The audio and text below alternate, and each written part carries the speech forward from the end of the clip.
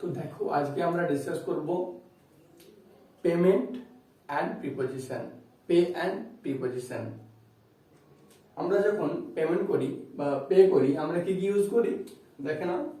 Cash use করি, currency use করি, currency বলতে রুপি, ডলার, ইউরো এগুলো। কার্ড ইউজ করি, ডেবিট কার্ড, ক্রেডিট কার্ড এগুলো। চেক ইউজ করি, আর নেট ব্যাংকিং, মোবাইল থেকে কি করি, ফোন পে, গুগল পে এগুলো। ঠিক আছে, তো এগুলোর ক্ষেত্রে প্রিপোজিশন আমরা কি ইউজ করব? You can pay dash cash, dash currency, dash card, dash cheque, dash net banking, এগুলো আমরা জানবো আজকে। তো যদি প্রত্যেকটা গিয়ে পেমেন্ট করা হচ্ছে, তো পেমেন্টের জন্য আমরা একটা ভাগ করে নেব। দেখো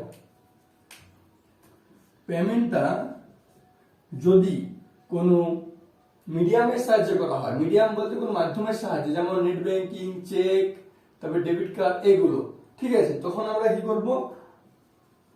যদি কোনো মিডিয়ামের সাহায্যে করা হয় আর যদি ডাইরেক্ট করা হয়, এই দুটো আমরা টাইপসে ভাগ করে নিলাম পেমেন্টটা।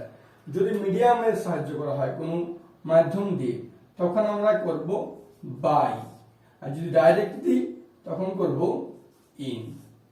তাহলে বলো এগুলো কি হবে? প্রথমেরটা ক্যাশ, ক্যাশে আমরা ডাইরেক্ট দিই নাকি মিডিয়ামে দিই? ডাইরেক্ট দিই, হ্যান্ড টু হ্যান্ড, তাহলে এটা কি হবে? And in. কারেন্সিটা কি হয়? ডাইরেক্ট দিই, তাহলে এটা কি হবে? ইন। আর কার্ড, চেক, নেট ব্যাংকিং এগুলো কি প্রত্যেকটা একটা মিডিয়ামের কাজ করে, তাহলে এই জন্য এগুলো প্রত্যেকটা কি হবে? বাই, বাই ইউজ করব। এছাড়াও বলে রাখি, এই যে ইন আর বাই ছাড়াও পেমেন্টের আমরা যে স্পিকিং ইংলিশ ইউজ করি সেখানে থ্রু আর উইথ 1% আমরা অনেক 1% ইউজ হয় থ্রু এবং উইথ, কিন্তু গ্রামাটিক্যালি এই ইন এবং বাই এই দুটোই কারেক্ট, মনে রাখবে এটা।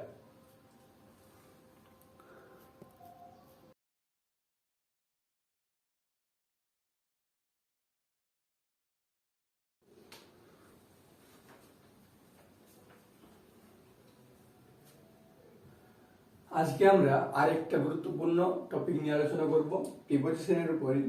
ডাই, ডাই মানে মরা, প্রাণ হারিয়ে যায়, কিন্তু এই যে ডাই এর যে কনফিউশন সেটা আমাদের কিন্তু হারিয়ে যায় না, শেষ হয় না। তাই ডাই নিয়ে প্রচুর কনফিউশন রয়েছে, তো সেগুলো আমরা আজকে ক্লিয়ার করব। জেনারেলি বিভিন্ন বইয়ে বা জেনারেলি আমরা পড়ে আসছি যে ডাই দু ধরনের হয় মৃত্যু, একটা হচ্ছে অসুখে আর হচ্ছে একটা অ্যাক্সিডেন্টে। এছাড়া কি আর অন্য কোনো ভাবে ডাই হয় না, মৃত্যু হয় না, আমরা সেগুলোই জানবো। ঠিক আছে, প্রথমে যে বেসিক দুটো আছে ওটাই জানবো। ফার্স্টে একটা এক্সাম্পল লিখছি। হার আঙ্কেল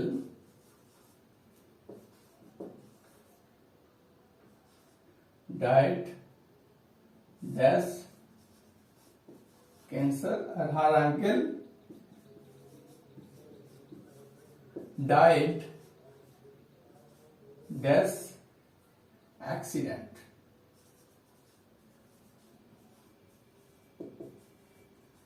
ওকে, আমরা জেনারেলি জানি এই দুটো, যদিও তাও আমি ডিসকাস করে নিচ্ছি এবার। ডেথ যদি এই দুটো কেসের ক্ষেত্রে যদি অ্যাক্সিডেন্টে হয়, আর যদি কোনো ডিজিজের উপরে মারা যায়,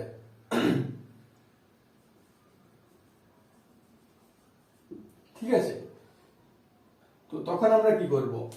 তো মনে রাখবে যদি অ্যাক্সিডেন্টলি ডেথ হয় সেক্ষেত্রে আমরা করব ইন, আর যদি কোনো ডিজিজে মারা যায় তখন অফ। তাহলে এখানে কোনটা হবে? হার আঙ্কেল ডায়েড ক্যান্সার কি একটা ডিজিজ, তাহলে হবে অফ। আর রোড অ্যাক্সিডেন্ট, অ্যাক্সিডেন্টে মারা যাচ্ছে, তাহলে কি হবে? ইন। এটা জেনারেল কনসেপ্ট।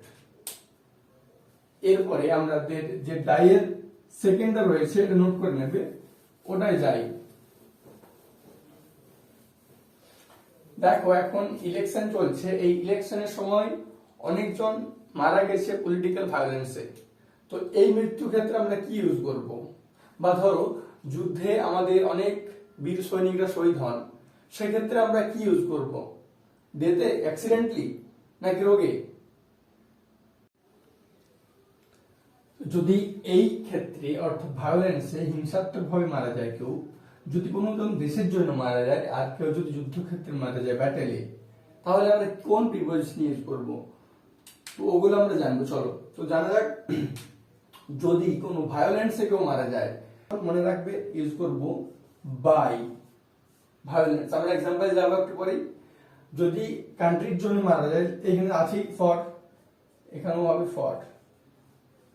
আর যদি ব্যাটেলে মারা যায়, যুদ্ধক্ষেত্রে শহীদ হন, তখন কি হবে? ইন। এটা নোট করে নেবে, খুব important.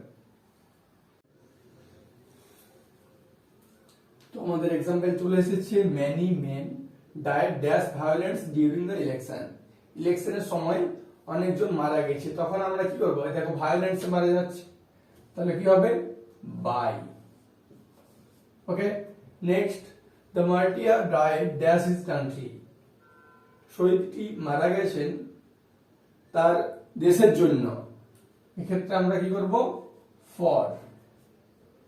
The soldier died dash battle. সৈনিকটি মারা গেছেন যুদ্ধক্ষেত্রে, কি হবে? In battle. ওকে, এছাড়াও ডেথের বা ডাইয়ের আরেকটা হয় প্রিপোজিশন, সেটা তোমরা কমেন্টে জানাবে।